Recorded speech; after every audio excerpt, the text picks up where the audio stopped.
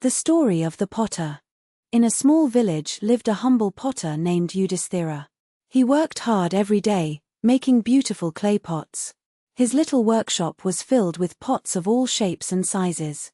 He was poor but happy with his simple life. One night, the potter came home very tired. In the darkness, he tripped over his pots and fell. A sharp broken piece cut his forehead deeply.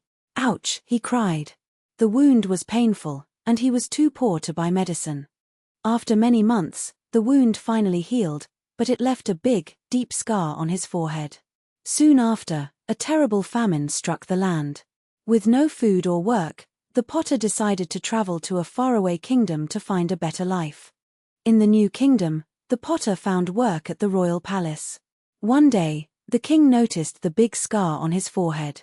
What a brave warrior, the king thought. Only a fierce battle could leave such a mark. Without asking, he made the potter a soldier in his army.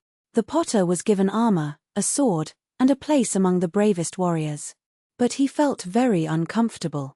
He didn't know how to fight. The real soldiers looked at him strangely. "I am just a potter," he thought nervously. "What am I doing here?"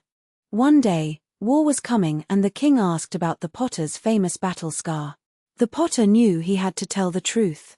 "Your Majesty," he said honestly, "I am not a warrior. I am just a potter. This scar came from tripping over my own pots." The king was shocked.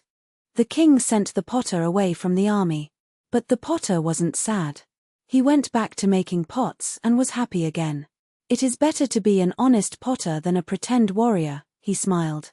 And he lived happily, being true to himself. Moral: be true to who you are. Pretending to be someone you're not will only lead to trouble.